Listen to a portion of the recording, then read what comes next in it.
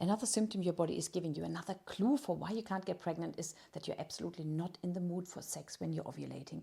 You might feel totally dried up on top of that. And the last thing on your mind is getting naked with your partner. But because you're trying to conceive, you force it anyway. Now, you might think the first plan of attack is just using some lubricant, and which I absolutely get, and I'm not saying not to do this. It's totally fine. There's nothing wrong with that. And if you're using a good fertility-friendly lube, that can absolutely help sperm swim to the egg without extra friction or damage.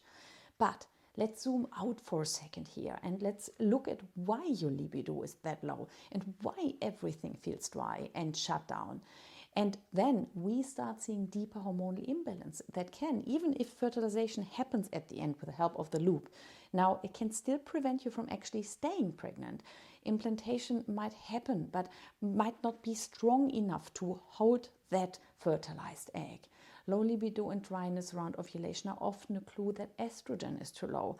And then it might also be a clue that testosterone is too high, or both. Now, I want you to remember, hormonal imbalance is just the end result, not the root cause. Something deeper is usually driving it. When we talk about high testosterone, we have to look at PCOS, for example. But even PCOS is just a label for a cluster of symptoms.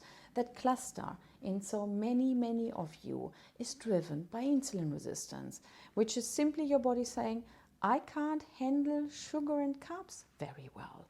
These are probably the bad news, and also the good news probably in one. If insulin resistance is driving your hormones, there's no way around lowering and smartly timing your carbohydrate intake.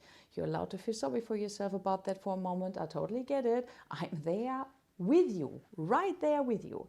But it is what it is.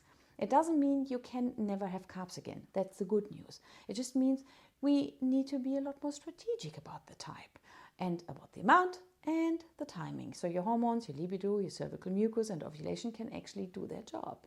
Now, if you are at loss, and I totally get it, if you want a clear roadmap to improve your fertility and support your hormones and hopefully not just get your libido back, but also your lubrication back and eventually your fertility, then come and join my fertility circle and let me help you step by step.